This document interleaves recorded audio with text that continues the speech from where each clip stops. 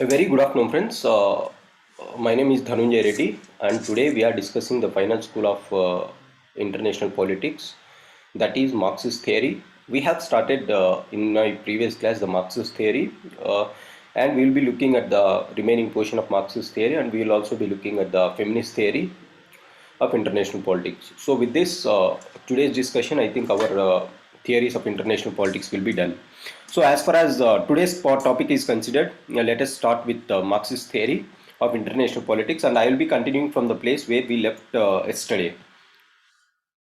Right before going into this Marxist theory, let me tell you the three books that were there on the first slide. This is the World Systems Analysis of Immanuel Wallerstein, which is very important from perspective of Union Public Service Commission, and there was 3 to 4 times in the past 8 years they have asked this question about the world systems analysis that we'll be looking today of Immanuel Wallerstein.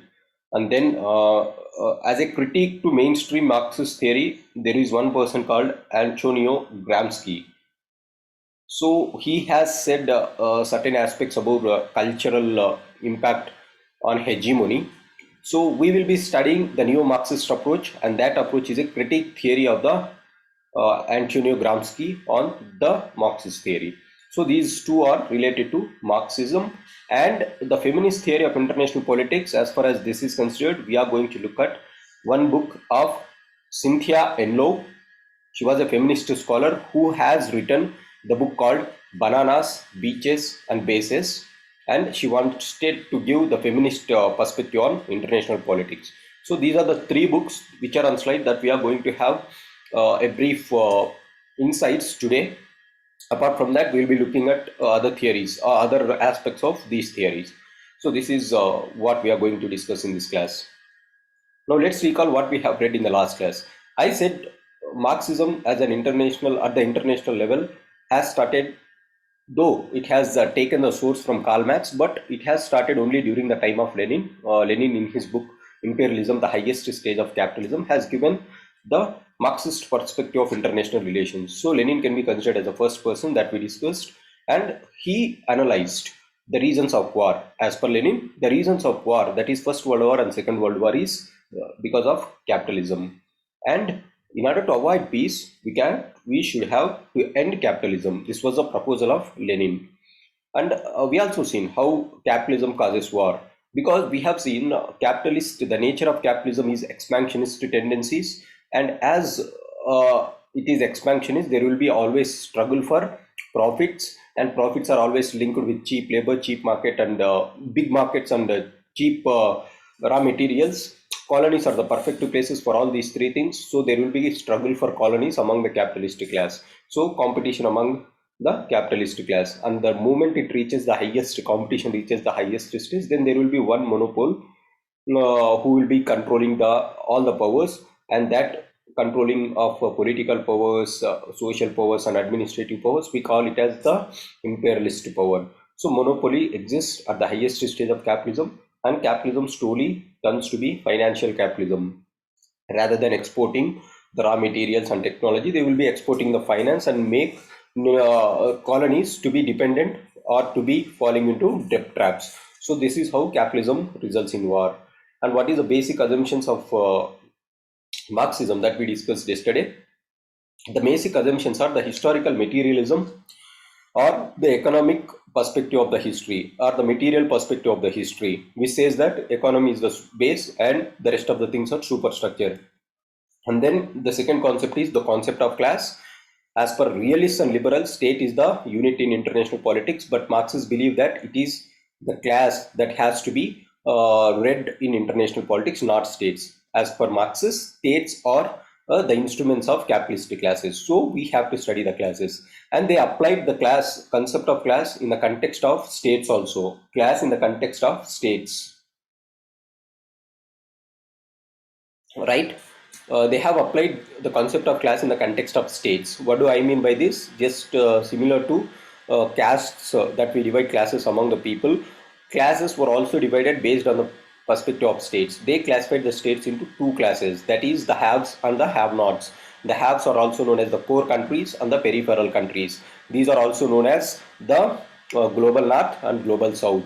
Haves and have not, the rich countries and the poor countries, the developed countries, the advanced countries, and the least developed countries respectively. So this was a class in the historical class in the context of states as per Marxism. So these are the basic assumptions that we have read. And then we have also seen what is the focus of study. As they say that capitalism is responsible for war, we have to eliminate capitalism or end capitalism to bring everlasting peace. So the critical analysis of Marxism in international politics is they analyze the operation of capitalism at the international level. So they analyze the operation of critical analysis of capitalism at international level. As far as Marx is considered and Marxist is considered, they say that the operation of capitalism at the international level is considered as globalization. Globalization is a phenomena. So they call this approach, Marxist approach, as international political economy, because they study economy, how economy is influencing the international politics. So globalization is their point of discussion. Now we have divided or we have seen the sub-schools in Marxism. What are those sub-schools? We have orthodox schools or the classical Marxist schools and the new Marxist schools. As far as orthodox schools is considered, we call it as the first school as dependency school. This is also known as the theory of development of underdevelopment. So this was again based on the concept of Lenin's imperialism, the highest stage of capitalism, and we have seen the authors or the scholars related to this school, A.G. Frank and Samir Amin. As per Samir Amin and A.G. Frank, colonies were dependent on the capitalists. As a result, this has resulted in exploitation of the colonies, and the core countries are becoming richer and richer, the peripheral countries are becoming poorer and poorer. So the second school is the world systems theory of Immanuel Wallerstein that we are going to discuss today. And the neo-Marxism is also one school that is the critique of the orthodox schools that we see in Frankfurt School of International Politics. So these are that we are going to see, Western WST and critical school. So this is what we read so far in international politics of Marxism. Now let us look at the world systems theory. What is this world systems theory? This is very important from exam perspective of view. And this is also the most important theory from Marxist perspective. As far as Marxism is concerned, this is the most important theory. World systems. Understand the meaning. System. I said system means it will have two things. What is system? It will have certain units or elements which are interacting with each other. This is, I said in the first class itself, world systems approach or global new world order. Order means system. System means it has units and elements, and there will be a patterned interaction among these elements. This is what we discussed, patterned interaction among these elements, right? So world systems approach is also one type of that patterned interactions. We are going to see what are the elements in this world systems theory and how is the interaction among those elements. So this is called system, and everything is related to just this concept, system concept, right? So we'll see what is world system theory. It was propounded by a man called Immanuel Wallerstein. Immanuel Wallerstein has given this theory. And from where is the source? Historical materialism of Karl Marx and Lenin's theory of imperialism is the sources for Wallerstein's world systems theory. And what does it focus? It focuses, as general Marxist, it focuses on globalization or the impact of global capitalism, and it tries to understand the causes of poverty in the global south, right? The entire world, I said, we can divide into global north or the rich countries and the global south. These are the terminologies which Marxists use to represent the core countries and the peripheral countries. So they are going to study what is the causes of poverty in the peripheral countries. So this is what the theory or focus of world systems theory. Remember, the entire theory is based on the so-called term of systems. Systems always has only two things. One is the core elements or the units, and these units, they will be interacting with each other. This is called system. Remember the David Easton's model of systems approach, right? Or you can just go to the first lecture on Westphalian world order or Westphalian world order or the systems approach, right? There we can have what is this system very clearly. But to be precise and to understand very clearly, there will be certain elements which will be in the state of interaction, always in a patterned interaction. There will be certain set of patterned interaction. That is what we have to remember, these two things, 1 and 2. And this interaction is patterned. There is certain pattern. They are not going to interact randomly. So this is the focus of world systems theory. Now, what is world systems theory? Wallerstein has adopted the systems approach. What is the systems? As I said, elements. There will be elements and there will be continued pattern of interaction. And what are those elements in world system? They are states. Right? I said there will be elements. What are those elements? Are units. Elements are units. What are those elements here? States are the elements in international world systems theory, states. And Wallerstein classifies these states into three. One is the core states. For example, G7 states can be considered as the core states. And then there are certain states called peripheral states or the core states. This is two classification we have seen in the last class also. Peripheral countries are the least developed countries, like African countries or the Latin American countries, right, which are very least developed and exploited to the most, to the core, right? And then there are semi-peripheral. This is one category which was extra given by Wallerstein. He says emerging countries like India,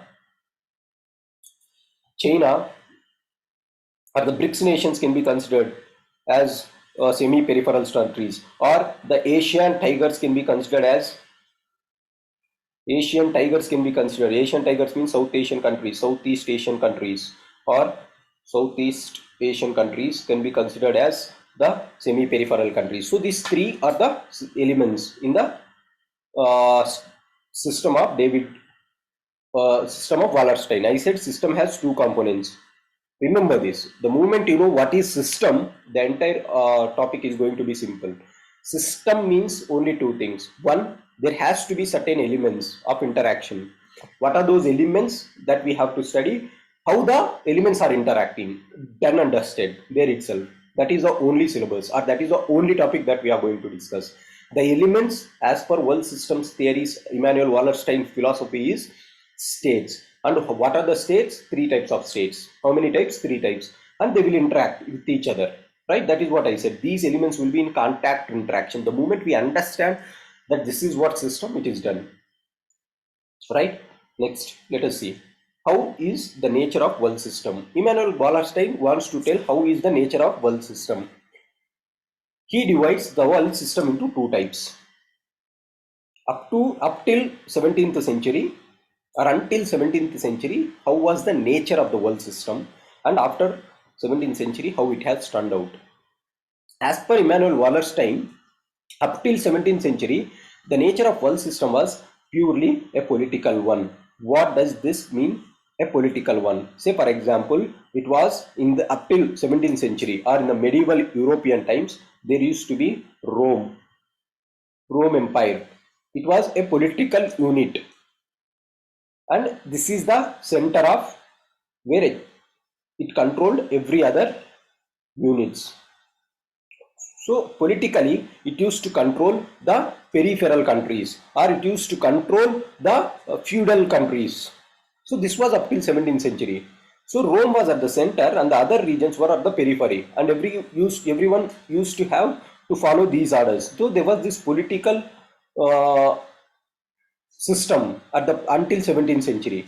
As Rome exercised the entire political power, it was managed by the center, and it is a core, that is, power existed at the center itself. There was no distribution of power in political system. But Immanuel Wallerstein said after the 17th century, this political system slowly it gave away to the so-called economic structure.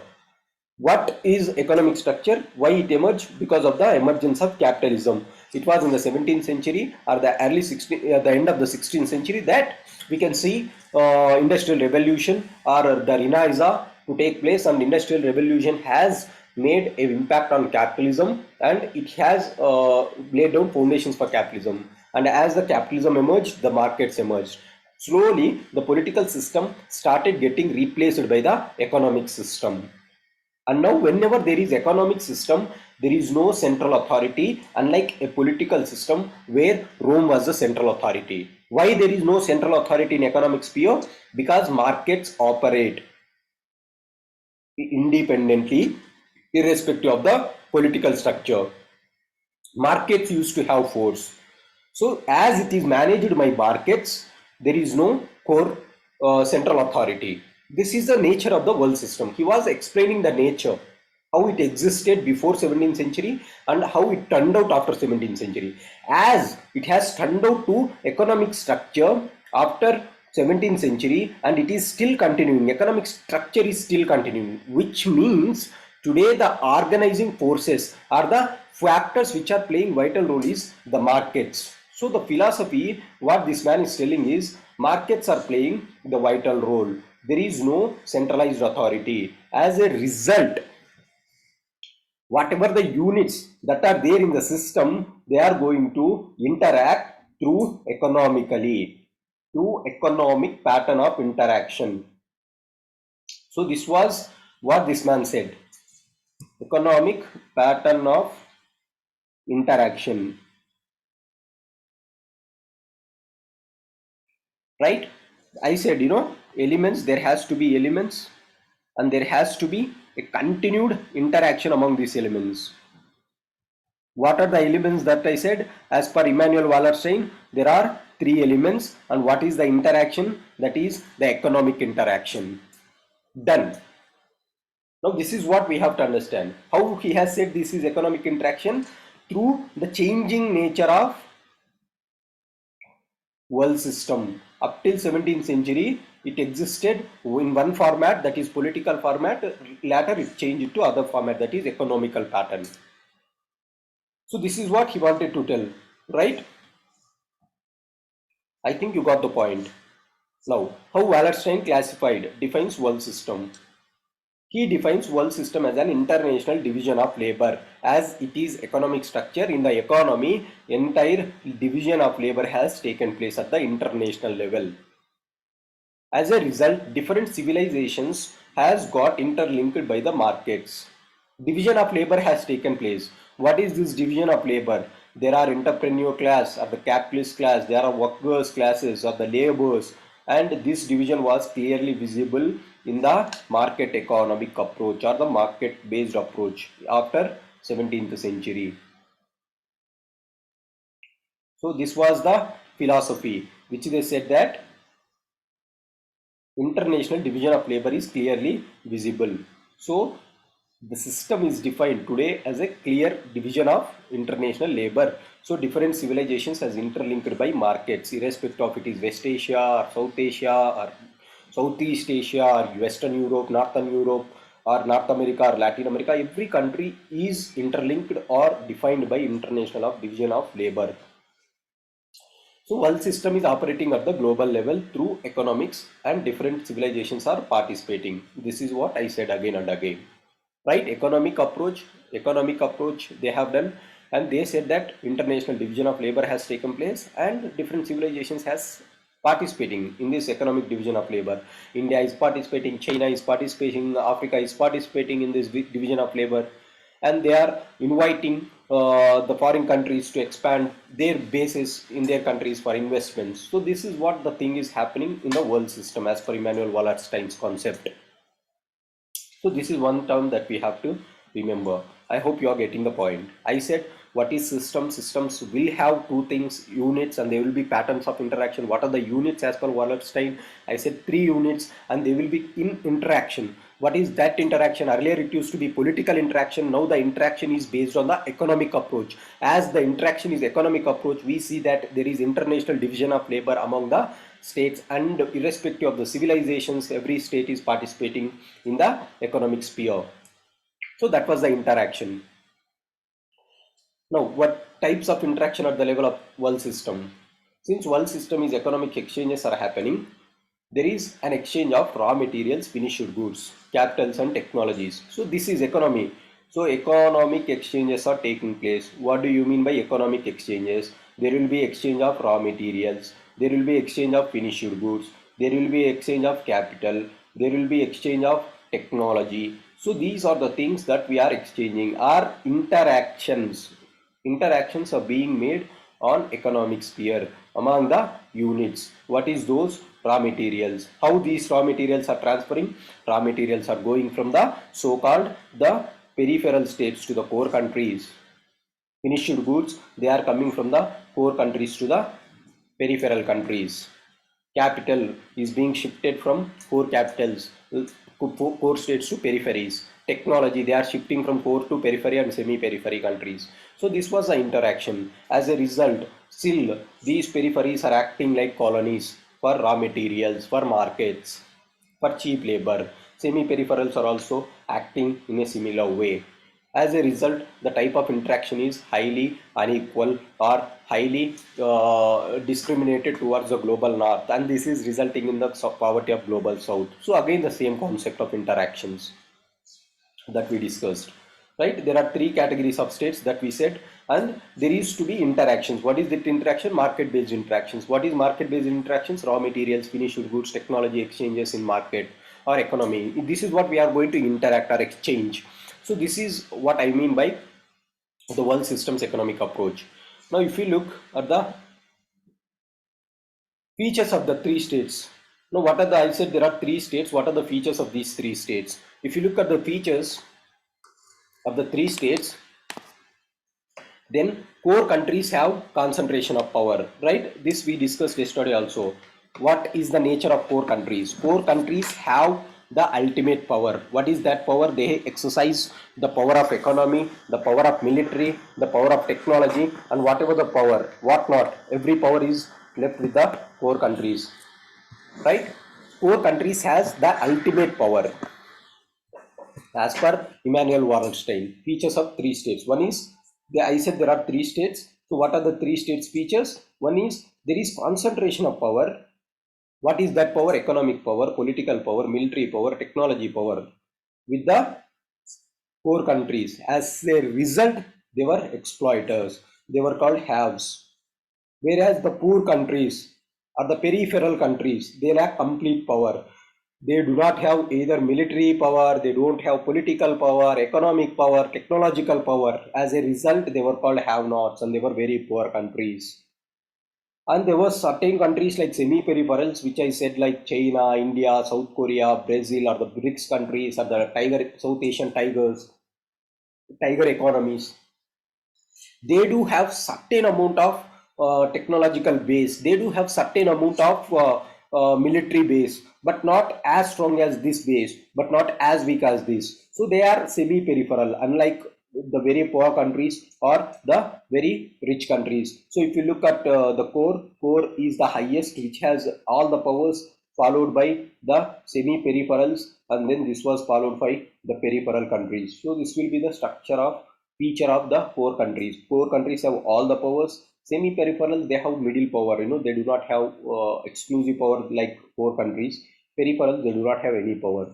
So I think this is what the features of the three states are, and how they are going to interact. Economic exchanges are taking place. This I discussed. What is this economic exchanges? There is a core country, semi-peripheral country, and peripheral country. Economic exchanges are going to take place from core to peripheral countries. What they are exchanging? They are exchanging the capital. They are exchanging the finished goods. They are exchanging the technology. They are they are supplying the military power. So everything they are exchanging from here to here. Now, what are these states? Peripherals exporting or exchanging to core. They are exchanging raw materials, and hence they were still considered as the colonies, and they were exchanging certain things called raw materials. They were exchanging the markets, or they are acting as a base for markets, right?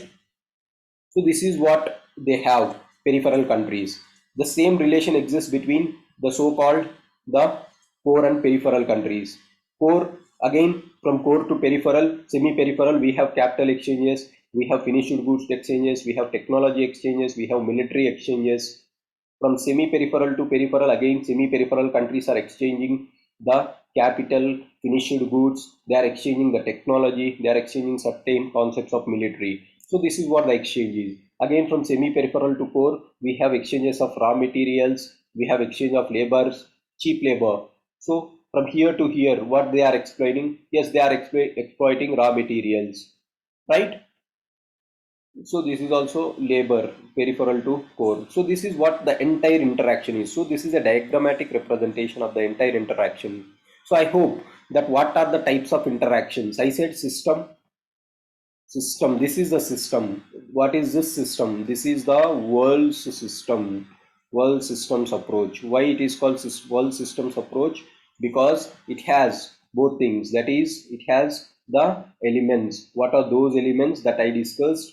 These are the elements: core, semi-peripheral, and peripheral.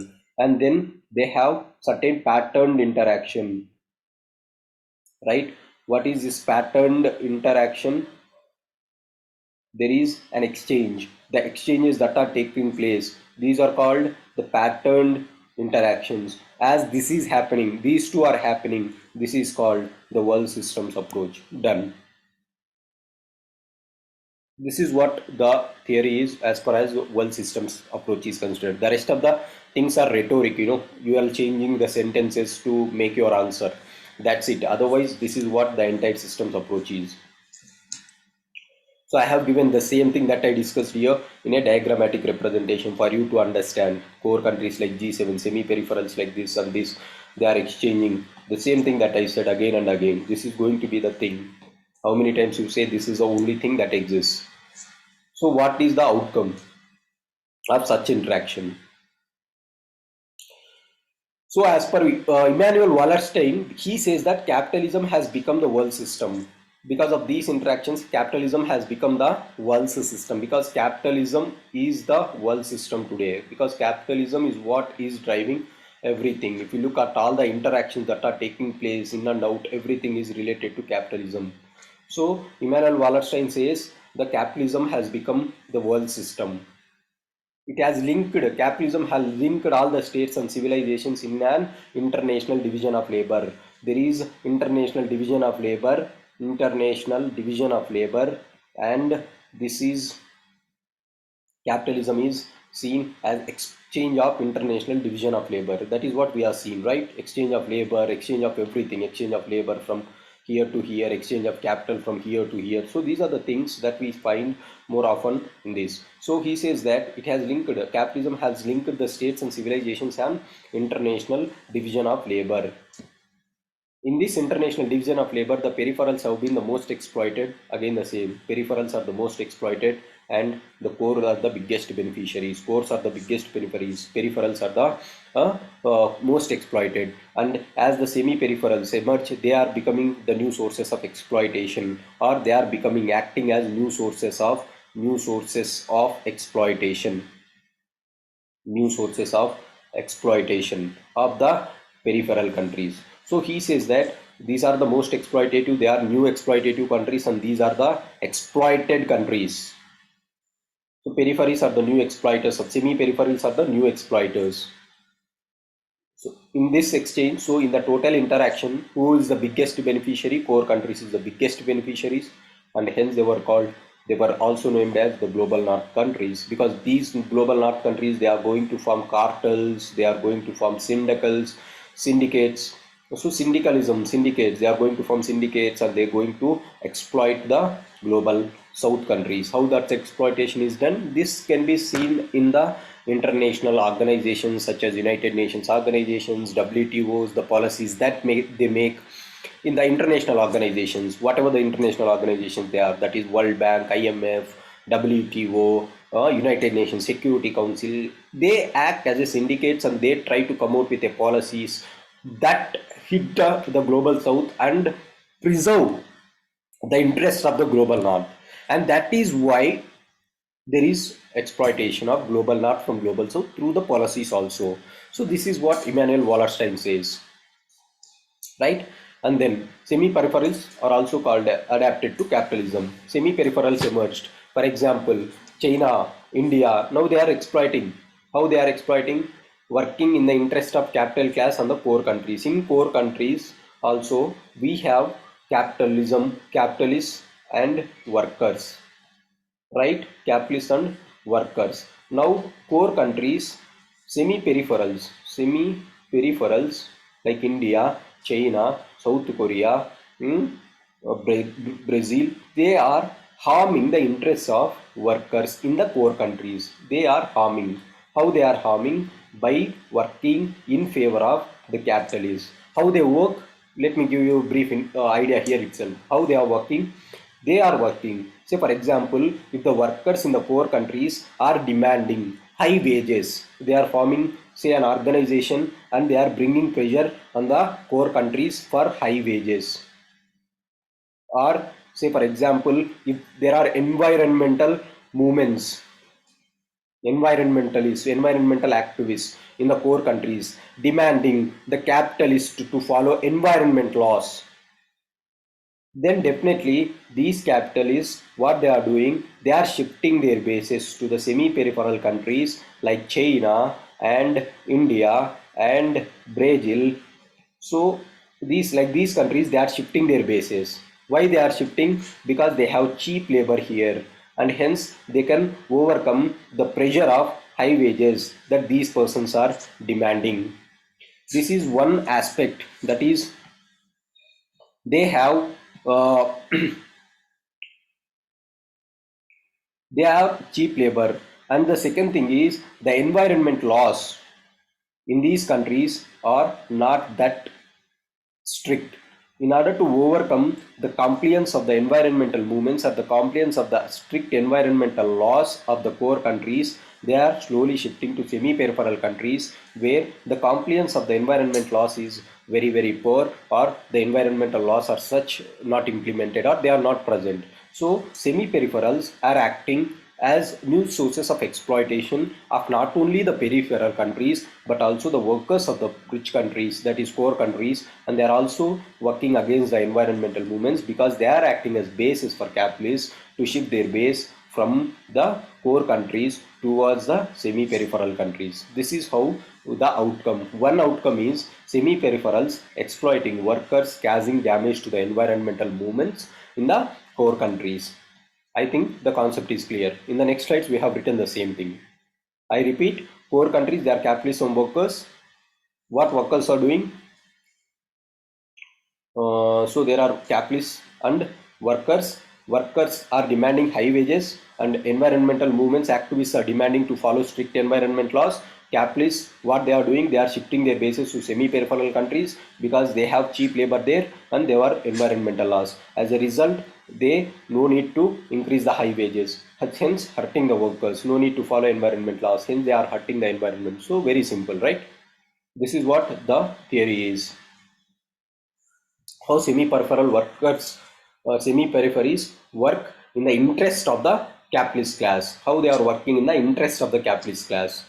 They work in the interest of the core countries and they harm the interest of workers. How they are harming? Just like I said, the interactions that I made. As a result, when Trump was campaigning for his elections, he said that China is harming the interest of working class of USA because China is acting as a semi peripheral country. It is acting in advantage or towards the sections of capitalism. So China, Donald Trump clearly or rhetorically said that China is acting against the workers class, workers class, workers class. As a result, majority of the workers class have supported Donald Trump during his election campaign. As a result, Trump was victorious because of this class, that is workers class. This shows a clear interaction that what Emmanuel Wallerstein is telling is correct, right? And semi-peripherals are in a better position than other peripheries. I said there are core countries, there are semi-peripheral countries, and there are peripheral countries. Compared to these peripherals, semi-peripherals are in a very good position. In what way they are in good position? One, they have good manufacturing base. As far as the manufacturing base is considered, they have certain manufacturing base, unlike peripheral countries which lack complete manufacturing base. And they have skilled manpower or semi-skilled manpower, but in peripheral countries they lack it. Hence peripheral countries are the most exploited because whatever the resources or whatever the industrial base that has to come to poorer peripheral countries from core, they are being shifted to Semi-peripheral countries. Hence, semi-peripheral countries are called as the new exploiters in the international world system. This is what says. So this is the impact of such interaction. What is the impact? The impact is clearly visible on the core side, on the interests of the peripheral countries, and how semi-peripherals are exploiting, are causing a new base for exploitation. How they harm the workers in poor countries? I said, whenever workers in the developed countries organize themselves to demand higher wages, then the capitalists of poor countries shift their operations to semi-peripheries. Same thing applies to human rights. If they want to sell that human rights has to be strictly complimented, then definitely they move to countries like India, where human rights is not given that much importance, or environmental laws are not given that important. So they work, not only the workers but also work on the environmental movements and activists across the globe. So as they provide an outlet for shifting the operations from the west, semi-peripherals are providing as an outlet for these countries to shift their base. I think it is clear so far. Now, they have become a new set of exploiters, as I just said now. China and India, they started draining wealth from Africa and Latin America. China started expanding its capital towards African countries, towards some South Asian countries. As a result, if you look, China is the new exploiter, and you can be looking, or you can be listening to a new term called the debt trap. The debt trap is a scheme which was proposed, or debt trap is one phenomena which shows that China is making these countries to fall into the debt trap by expanding the capital or by exchanging the capital. So these are the new exploiters. So according to Wallerstein, this exploitation is the cause for poverty in the global south, and this has to be ended. If you want to end this, global capitalism needs to end.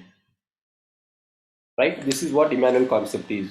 Immanuel Wallerstein. So what is the future of capitalism as per Immanuel Wallerstein? He adapted the same approach in predicting the future of capitalism. What is that approach? The approach of Marxism. Wallerstein, like Marx, believed that capitalism is a contradictory system. Why it is contradictory system, capitalism? Because the moment capitalism is exploiting, it reaches to one stage where it cannot sustain. And in the womb of capitalism, the revolution is going to start. There is one famous statement that socialism has its roots in the womb of capitalism. Right? Socialism emerges from capitalism because the system of capitalism itself is contradictory. Why it is contradictory? The moment it reaches the highest stage, then automatically capitalism starts declining, because the capitalist starts to engage in wars. As a result, these countries, exploited countries, they start revolting again. So it is bound to die, and socialism is bound to emerge as per the Immanuel Wallerstein's prediction on the future of capitalism. So he was much optimistic that capitalism will definitely end, and his analysis came really true. Before this COVID crisis itself, if you look at the world system, people were looking at the end of globalization, or if you look at the protectionist policies that has been adapted, whether it is in India, China, or in America, it is very clear that deglobalization is the phenomena. Deglobalization represents the decline of capitalism and the emergence of socialism. So this was Immanuel Wallerstein predicted this much before the end of the COVID, much before the entry of the COVID crisis. Today, COVID crisis has made the differences very, very strong, and COVID crisis has made the globalization to halt, because every country after this COVID-19, every country started closing their doors for the external world.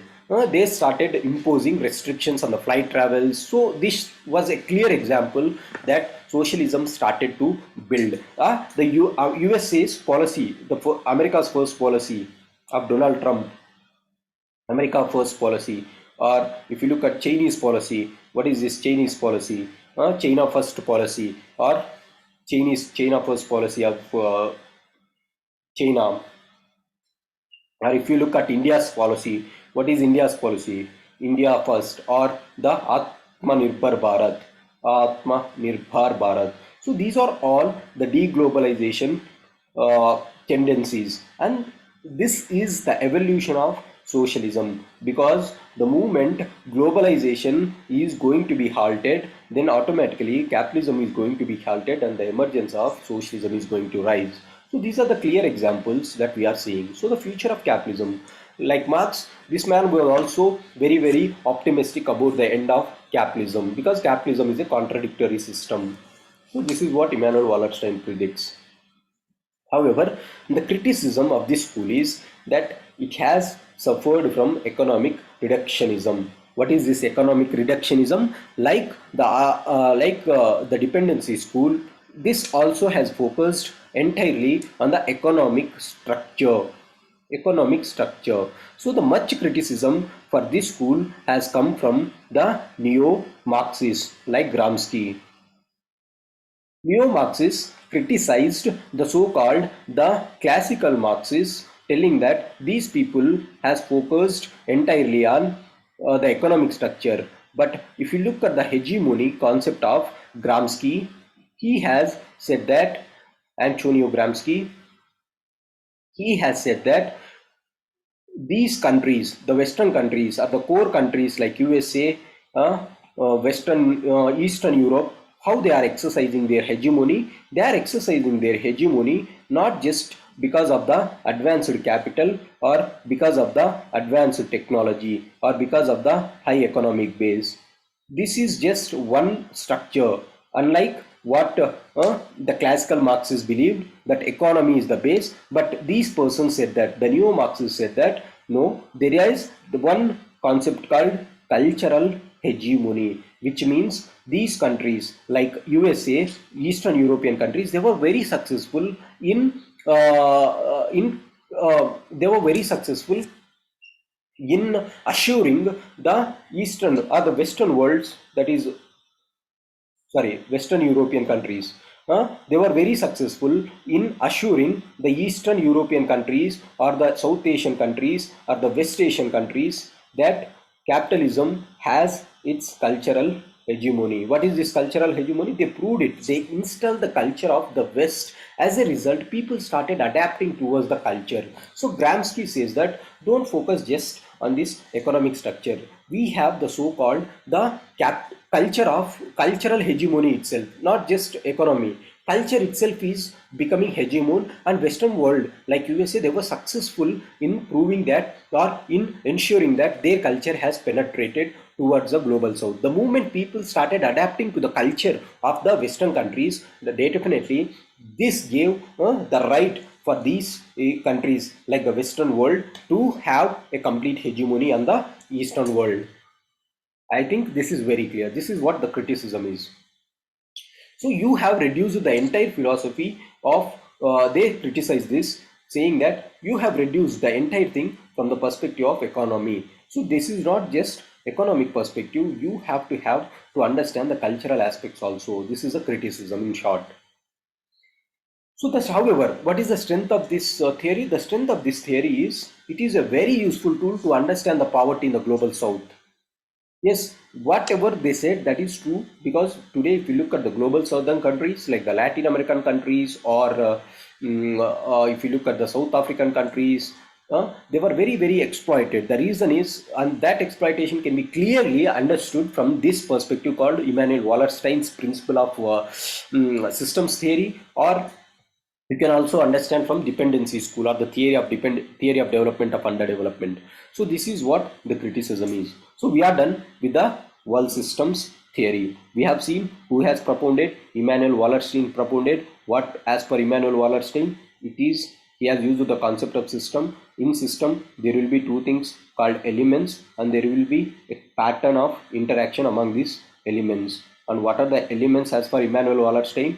Immanuel Wallerstein said there are three elements: core, semi-peripheral, and peripheral. How this system emerged from the until 14th, 17th century, it was just political, but post 17th century, because of the industrial revolution and the renaissance that has taken place, automatically it gave to economic structure. The moment it is economic structure, then the types of interaction is going to be economic interaction. In the economic interaction, we find that the exchanges among these states the exchanges among these states are happening in the form of economic exchanges. What are those economic? Raw material exchanges, finished goods exchanges, technology exchanges, and then there is labor exchange, there is capital exchange. So this is what the exchange is and how it is impacting. If you look at the impact, then it has impacted or it has made the core countries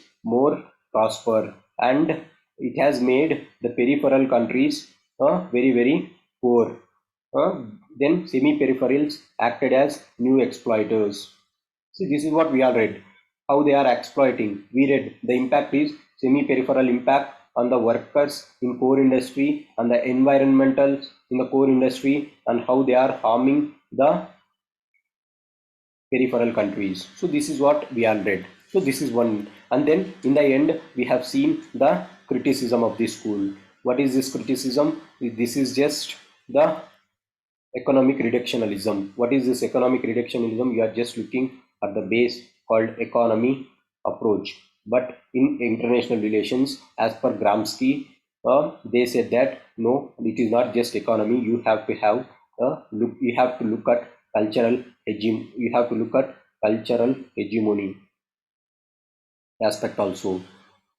So this is what the entire system is. However, this theory is, if you look at the usefulness of this theory, yes, this is very useful from in order to understand the poverty of the global south. Right, this is what the entire theory is. Very simple. Done. Right? Now, next theory, that is neo-Marxism. I said in Marxism we have classical Marxist theory.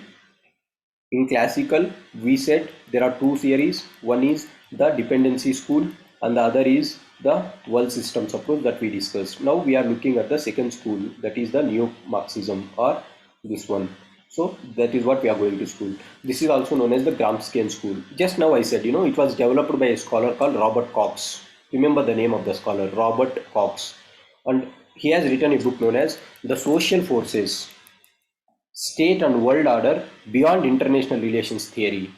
There are certain aspects like social forces, just not economic forces. I said, right, these persons, they focused on the economic aspect. But Robert Cox, in his book, he clearly stated, don't focus just on the economy. You have to focus on social factors. And he has written a book, Social Forces, State and World Beyond International Relations Theory, States and World Order Beyond International Relations. It was published in 1981. So according to, he has taken his inspiration from Gramsci's thoughts. And as per Robert Cox, it is not enough to explain international politics understanding the material structure alone. What is this material economic structure alone? We have to understand the underlying cultural and ideological factors.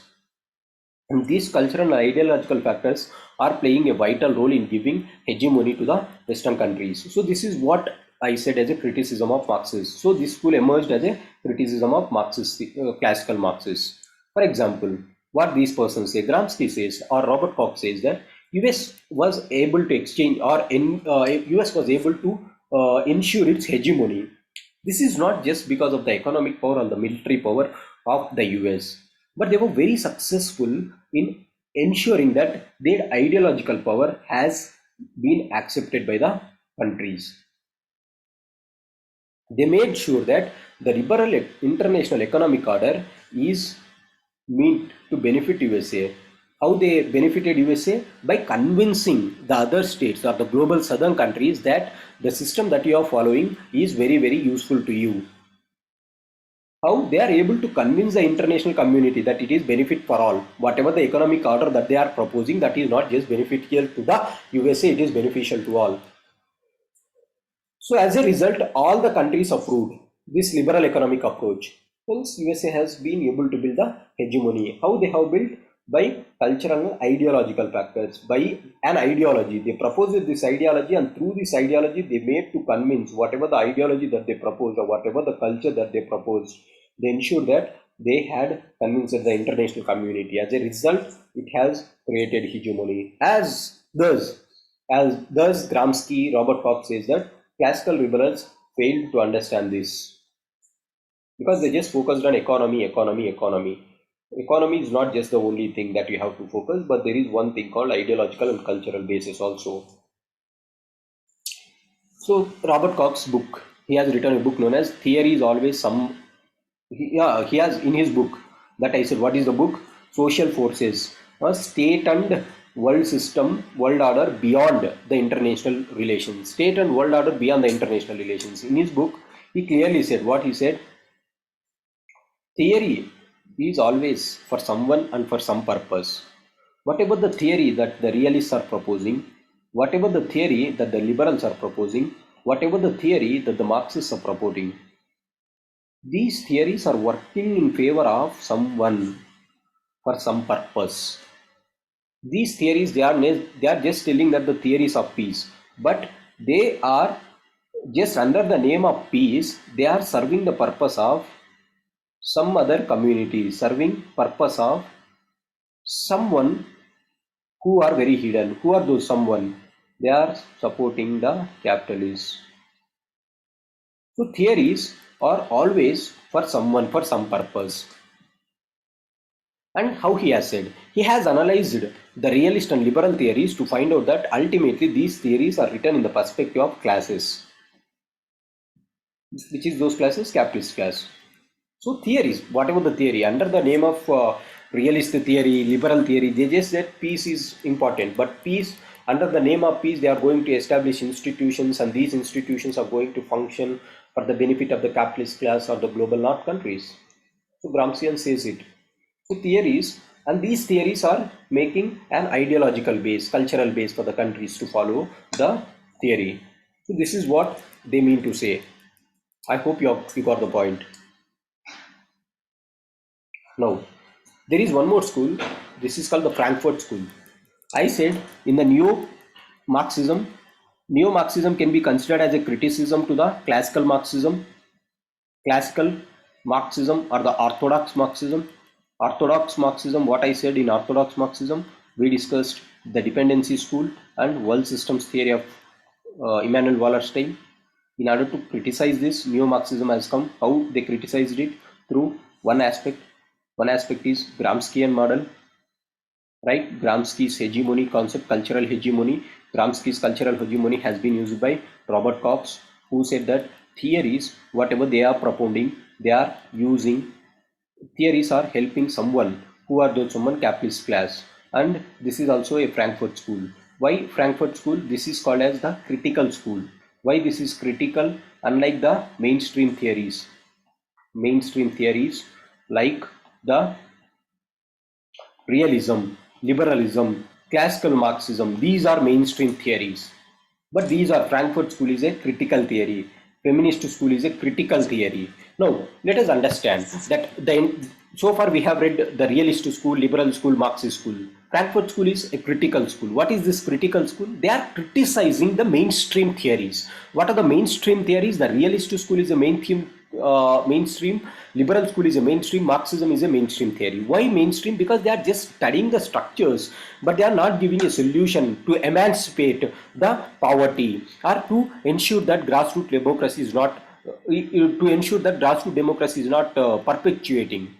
So they say that Frankfurt schools, these are critical schools like feminist school. We are going to read feminist school, Frankfurt school. Frankfurt school is a criticism to the orthodox school of Marxism. They criticize, they are concerned more about emancipation of masses, unlike giving just the theories what realists, liberals and Marxists said. They focused on the how to establish peace. That's it. They said, okay, problem can be solved in this way, but they do not have any interest to solve the problems. Mainstream theories. So these are just what they said. So they are reflecting to these rationalists. These mainstream theories are also called as rationalist theories, because by ideas, rationalism means ideas. They are propounding ideas to avoid war, but they are not giving anything to change the order or to emancipate the masses. As a result, these theories said, you have to reflect, these rationalists have to reflect the original scenarios. So these schools are called critical schools or the reflective schools. What are those schools? Frankfurt School is one critical school, feminist school is one critical school, modernist, post-modernist school is one critical school, and then the structural approach is one critical school. There are 4 critical schools, but this is not in the syllabus. I am just telling you. Frankfurt School, the feminist school, And then we have postmodern school, and then postmodern school, Frankfurt school. Then there is one more school, social constructivist school. So these are the four critical schools, and Frankfurt school is one criticism. This Frankfurt school is one critical school of Marxism. Why? It criticizes Marxism for ensuring that it was just economy, but they said that okay, boss, you just look beyond economy also, and you try to emancipate the masses. Don't give just lectures. You try to emancipate masses. So the famous scholar of this school is Andrew Linklater, and he was influenced by Habermas. This man comes in political theory in paper 1. We will study there, right? As for now, you remember Frankfurt School. There is one man called Andrew Linklater, and this man said that he is more concerned about emancipation and not about the lectures that these persons gave. So if you want to emancipate the world from the wars, then you make territorial boundaries irrelevant. Why wars are happening? For border expansion. Why China is expanding its power? Because they want more borders. Galwan Valley disputes. Why there is always a dispute between India and Pakistan? Because they have border disputes. So you make territorial borders irrelevant. How you can make territorial borders irrelevant? You can make territorial borders irrelevant by bringing the concept of strengthening the grassroots democracy at the global level. At global level, you strengthen the grassroots democracy. Then only you can emancipate from wars. You can emancipate everyone from wars. So strengthen the grassroots democracy and strengthen the people. Empower the people across the globe. And strengthen the people to such an extent that they pressure the ruling classes to take responsible actions. The moment they are taking responsible actions, then definitely it is going to make the world more cosmopolitan, which means more justifiable, more equitable, more inclusive. This makes the world more cosmopolitan, where we will not have any physical barriers, or where we will not have the territorial boundaries, but we will have grassroots democracy at every place. Through this grassroots democracy, people will be empowered and they will be able to fight against the ruling class to take responsible actions. As a result, this strengthens the moral boundaries across the nations, and which means, in short, they are proposing to have transnational civil society networks. Transnational civil society networks. These civil society networks are going to work. Transnational civil society networks. These are going to work as a cosmopolitan world order, and they are going to ensure that there is peace. Right? This is what Frankfurt School says. This is how you can emancipate. Just not be giving lectures like, okay, you have to change the structure. No, how can you change the structure? Don't change the structure. Do this. Ensure that this has been done. So this is what the critical school says. What is this critical schools? One is the Frankfurt School. The other one is the feminist school that we are going to discuss. The other one is the structural constructivist school. The fourth school, as far as the critical schools is concerned, post-modernization schools, post-modernist schools, right? These are the schools that we are going to have. So they said that cosmopolitan world based on grassroots level, in short, ensure that there is transnational civil societies. The transnational civil societies can act as emancipators, or can empower the people at the grassroots level, and thus, due to that emancipative power, they can question the capitalists across the globe to take the responsible actions. The moment they are taking responsible actions, automatically you are going to have a cosmopolitan world. This is way how you can emancipate. So this is what we have read so far. So friends, so far what we have seen,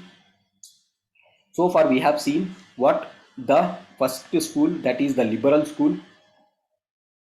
Sorry, first we have started with the realist school and the subdivisions in the realism, and then we went to liberal school and the subdivisions in the liberal school, and then we have seen the Marxist school. Right? In the liberal school, we have seen 6 sub-schools. In the realism school, there is defensive realism, offensive realism schools, and then there is classical realism. These are neo-realism tendencies. And then same thing with the liberalism. the classical liberalism, neoliberalism. The classical neoliberalism has 6 schools. In that, one school is the democratic peace theory school, economic interdependence school or institutional school. Next one is sociological interdependence, and then there is one more school called functionalist school, and then in the last we have seen complex interdependent school. So then we seen the Marxist perspective, how they have considered state, and then we have seen classical Marxism or the orthodox Marxism, and then we have seen the neoclassical Marxism or neo-Marxism, or this is a critical school. In the critical school, in the classical school, we have seen dependency school plus Immanuel world systems theory. These are the sub-schools that we have seen. But in the critical school, what we have seen, one is the Gramscian school, the second school is the Frankfurt school. So far we have read this. This is what is there in the syllabus of UPSC. But there is one sub-school that we have to extra remember. At times it may be asked in the examination. But so far this is done. This is what the syllabus is as far as the topic is considered. But we'll look at the Feminist School of International Politics very quickly, just to have how feminists view international politics. This will be very useful in writing the answers. And it was in 2014 they asked one question on Feminist School of International Politics. Only from that perspective it is important. Otherwise, as such, they have not given in the syllabus the Feminist School of International Politics. We'll see the syllabus also in the end, how the syllabus was made. Right? This is what the syllabus was made, and we have done this. But we are just going to glance at the Feminist School. This is going to be the end of this theories. Feminism in international relations. It was influenced by the critical theories. I said this, there are 4 theories: Frankfurt School, Feminist School, Post-Modernist School, Structural Constructivist School. So this was influenced by the critical theory. Why this is called critical? They were critical of the mainstream theories. What are those mainstream theories? Realism, liberalism, Marxism. They were very critical on the analysis of these mainstream theories, and then they were called critical theories or the postmodernist theories. They were very new theories, unlike the realist school, unlike the liberal school, which was emerged after the First World War, or which was emerged after the Second World War. So, why they criticized? They said that all these theories are giving focus on man, not women centric. They were men centric. They were masculine in their discourse. International politics, these fellows, that is, as per realists, as per feminists, all these mainstream theories made sure that international politics is just about war, and it is just about men. There is no concept of women. Women. There is no concept of women in international politics. As a result, they criticized the masculine discourse. Famous scholar of this is Cynthia Enloe. Cynthia Enloe has written a book that you can, that is a book that I have given in the slide also. She has written a book called The Bananas, Beaches and Bases. In this book, she raised a question: where are the women? Where are the women? What do this mean? Where are the women in international politics? How did the so-called mainstream theorists, how they have overlooked women in international politics? Where are the women in international politics? She questioned in her book Bananas, Beaches and Bases. Cynthia Enloe. And she said that women in international politics were just reduced as wives of diplomats. They were seen whenever diplomat goes, they were given a honor of welcome just as the wives of diplomats. They were not diplomats actually. Diplomats were men. International politics is men. And they were looked as wives of politicians or statesmen in the international world order. Or they were seen as comfortable women for military personnel. Comfort women means for military personnel that during the times of war, these women were used as sexual objectification of women was done, or sexually they were exploited during the wars. So military personnel like the army or the navy, these people use them as sex trafficking workers. But apart from this, you don't find much role of women in international politics. This was a criticism that Cynthia Enloe said. So where are women? In her book, The Bananas, Beaches and the Bases, she said that women were reduced to the wives of diplomats or that of politicians or comfortable women, like they were sex objects for military personnel during the times of war. Apart from that, you don't find feminism or you don't find women in international relations. As a result, they were very, very critical of the masculine discourse of the international politics. Now, how they offer, how they look at the international system as such, and what are the proposals that they make in order to ensure that international system is avoiding peace. And they propose beautifully one theory, that is they come out with their feminist theory. We'll see how that theory is there. What are the arguments of feminists? Feminists argue that out of all the disciplines in social sciences, whatever the disciplines are there, international relations is the only discipline which is the most masculine discipline. And this is the only school, this is international relations is the only school which has opened its doors to the feminists very recently. And this is the last school to open its doors for the females to study. Right? International relations is the discipline with highest masculine or gender equality, inequality, and then it is the last school to open its doors for feminists. Why they opened the school at the very last phase? The reason that they said is in international politics, give me 1 minute.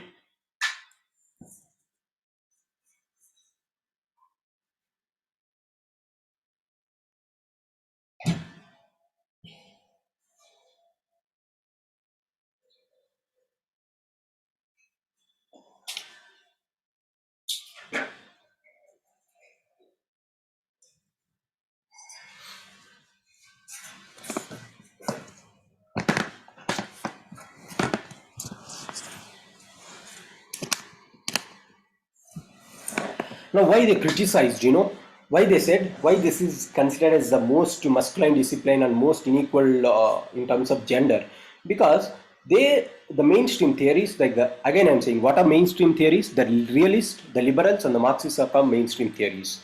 And these schools, the rest of the schools, Gramscian school, Frankfurt school, feminist school, postmodernist school, or the structural constructivist school, these are the reflective schools, or these are the schools which have criticized the main school theories. As such, they are called the critical schools. And they said that the reason for the international relations to be most masculine is that the main school theories has reduced the field of international politics to the field of men, because they have developed a discourse saying that international politics is just of war. These mainstream theories said that international politics is revolved around the war, and so we are establishing peace. The moment we are speaking about war, and then there was a similar, a popular discourse across the nations, that what is discourse?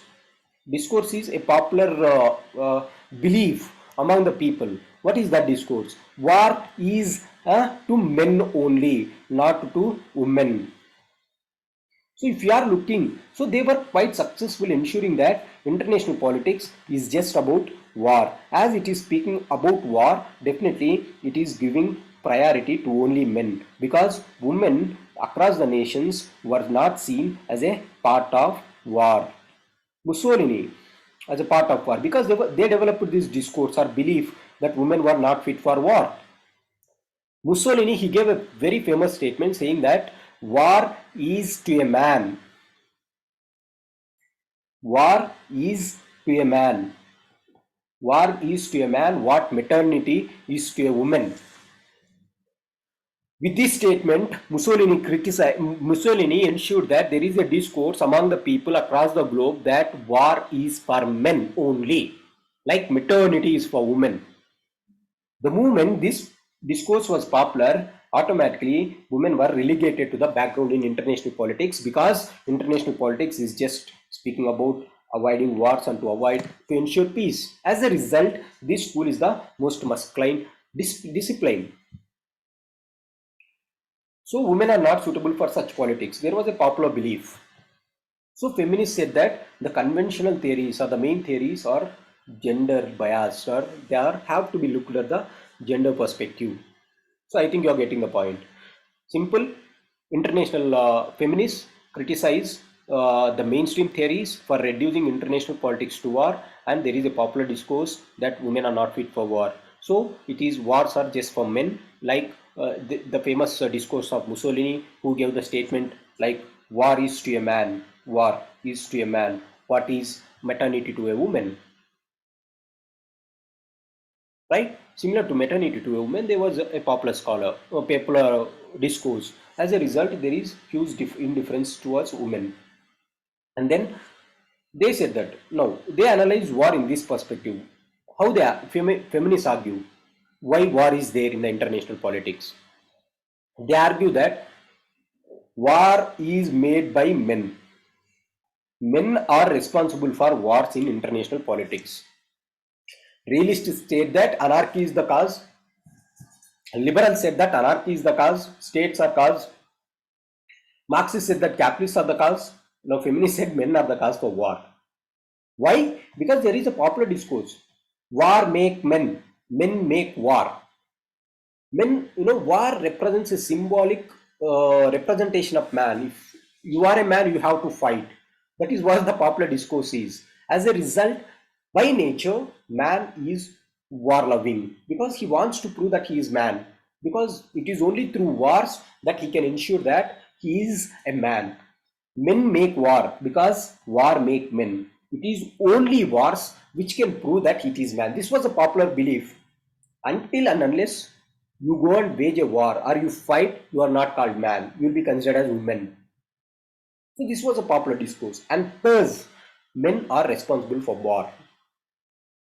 And then the exclusion of women is the main cause for war. Men are the cause. If you have included women, definitely wars are not going to have occurred.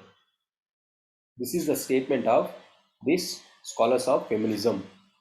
Hence, in order to have peace, so war is because of men. So if you want peace, involve women in international politics. Look international politics from the perspective of feminists or feminism. This is a solution that they offer. I think it is very clear. And why they say if you involve women, peace is going to be installed, because women take peace more seriously. For peace, if you want peace, you involve women. That is what their suggestion is, because war is created by men. So if you want peace, you involve women, because women is going to take peace very seriously. Why they take peace very seriously? They take peace very seriously because women are the major victims in war. Not only in war, but after the war also, women is the only victims, unlike men. So women have always been the victims of the decisions that the men are taking in the international politics regarding war and peace. Men just take the decision about war and peace, whether to go and wage a war or whether to have peace.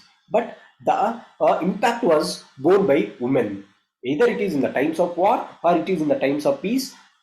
At both times, women are the exploiters. How they are exploiters? During the wars or ethnic clashes, they were the worst victims because they were forced to leave their country and their conditions become very, very deplorable as refugees, or they were reduced to sexual workers during the times of war. So they were very, very worst affected during the times of war. And what about the interwar periods when there is peace? In peacetime, they are victims of trafficking. There is no such thing called women who are not involved. Women were exploited during the war, during the peacetime also. So trading of women and easy recruits in sex tourism industry is found globally. Women were seen just as objects of sex or objects of pleasure in the international politics. So that is the reason women take peace more seriously, because the decisions that men are taking at the international level, it is impacting not men, but it is impacting more severely women, because even during the times of war or after the war, women are the people who are going to get exploited to the maximum or to the core. Hence they take peace more seriously. They are more concerned about peace. So involve women, then you can bring peace. That is what the argument is. I think you got the point. So how this feminist perspective evolved? Just a quick look. Until 1980s and 1990s, there was no much focus on feminist perspective, but it was only after 1980s or 1990s that the feminist school started to emerge because of various scholars and because of various international conferences. The scholars who proposed this feminist perspective is like Jean Beth Alstein. So Jean Beth Alstein, she has come out with a book called Women and War. You just remember the names, but the theory is done. We have done. What are the causes of war? How war can be avoided? Why women take peace more seriously? So Jean Beth Elstein, Women and War book. Cynthia Enlow, we have seen her book Bananas, Beaches and Bases, Making Feminist Sense of International Politics. Then we have come across this woman called J. Ann Tickner. Tickner says that she has written a book, Gender in International Relations. And then Christine Sylvester, there is one more feminist scholar who has written a book called Feminist Theory and International Relations in Postmodern Era. You just remember these four names: Jean Benthek Elstein, Jean Benthek Elstein, Cynthia Enlow, and J. Ann Tickner, Christine Sylvester. So this is the scholars, and it has emerged only during 1990s because of the scholars. And then there are certain conferences. What are those conferences? International conferences paved way for women's issues. What are those international conferences? The Mexico Women's Conference in 1975. That is why during 1980s, it developed only during 1980s and 1990s.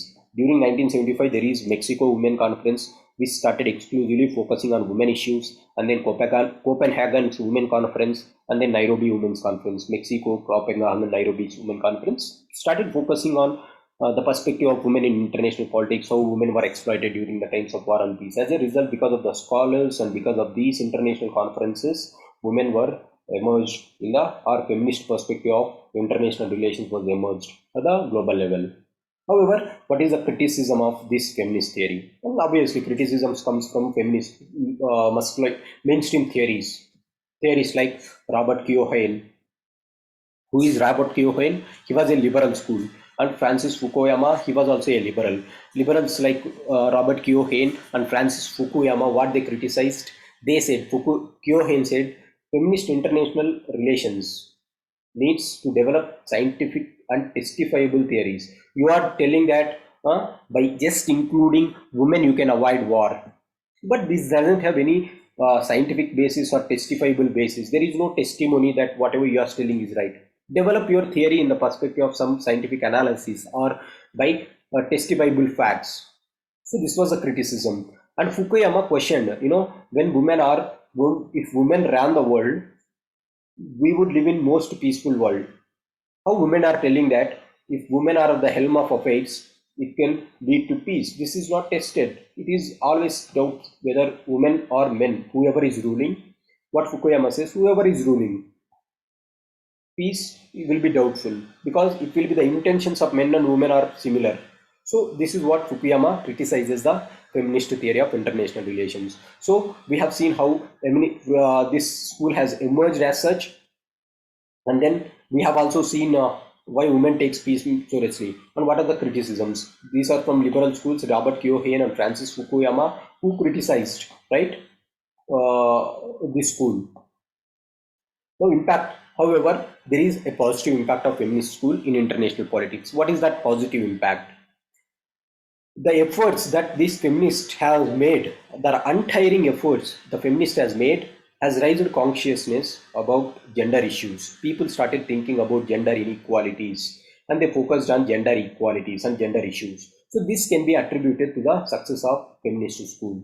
And feminist and international lawyers, female international lawyers were very successful in ensuring that rape is classified as a war crime, because during the times of war, rape is the most common thing. Hence, it has to be made as a war crime. And they were very successful in ensuring that rape is made as a war crime. So, this is the success of the feminist school at the international level. And the sexual discrimination and maltreatment of women are considered as the grounds for political asylum. If people are starting refugees, or if they want to be refugees, or they started fleeing from their countries because of war, then if it is because of sexual discrimination or maltreatment, then under the name of political asylum, they can be grounds for political asylum in Canada and Spain. Canada and Spain started accepting these refugees as they started giving asylum for these people under the name of sexual discrimination if they were sexually discriminated. So this is one area where feminist schools has contributed. One is they ensure that the issue of gender issues has come to the forefront, and they ensure that rape is made as a war crime, and then they ensure that there is political asylum in countries like China, Canada, and Spain whenever there is sexual discrimination or malnutrition. So this is one success. And then certain NGOs, they were very successful in ensuring that certain NGOs or the world aid agencies, they are thinking about the gender concerns. Their policies were focused on the development of gender-based policies. So they were very successful in ensuring certain NGOs to have their policy for the benefit of women. And Sweden is the first country which became the first country in the world to adapt feminist foreign policy. So this is the highest success of feminism. So if you want to study the feminist success, one, they made to look at the gender issues. They made rape as a war crime. They ensured that political asylum is reached in Canada and Spain. And Spain is the first foreign country to have feminist foreign policy perspective. And NGOs started looking towards women's views as their areas of development.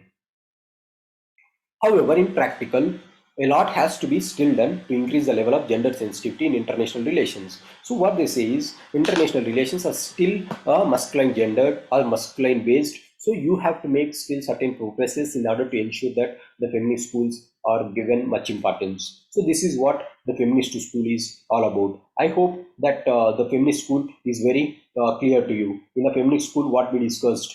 See, this is a feminist school. We discussed what are their arguments, and then we said causes of war as per feminists, why women take peace more seriously, how it evolved because of conferences and scholars, what is the criticism and what is the impact. This is what we read. So with this, we are done. So friends, as far as UPSC syllabus is considered, we are done with one subsection, that is the fifth topic in section A of paper B, paper 2. Paper 2 of PSIR in section A, we are done with the fifth topic. What is that fifth topic? Approaches to the study of international relations. What is the syllabus? This is the syllabus, UPSC syllabus. Idealist, that is liberal school. Realist, we studied. Marxist, we studied. Functionalist, yes, I said functionalism is one approach of David Mithrani. What is that? Liberal concept, right? Systems theory of Immanuel Wallerstein, Marxist theory. These are the 5 schools that we read, and apart from this, we have read the global order, we have read the feminist school and critical schools. So these are the extra that we have read. So we are done with this topic, but make sure, now let me give you a critical analysis or what I wanted to tell. So far we are done with the theory, and from now on it will be just an application of the theories. We will see in the next class.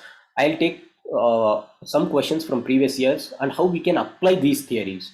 So I said whenever we are reading theories, we have to apply in paper 2 and wherever it is necessary. I will show you how we can apply. So this is what the UPSC syllabus is, and this is what we are done. We are done with the so-called fifth topic. Thank you for giving me this opportunity. You can log into the, many people are asking me to share notes also. We are updating the notes in our Telegram group. You can just go to the description, type this, and you can join our Telegram group, or you can mail to us also here. But Telegram group में हम लोग we are doing sharing the content, right? Thank you friends, thank you very much. We'll see in the next class previous year questions. Right, this is done for today.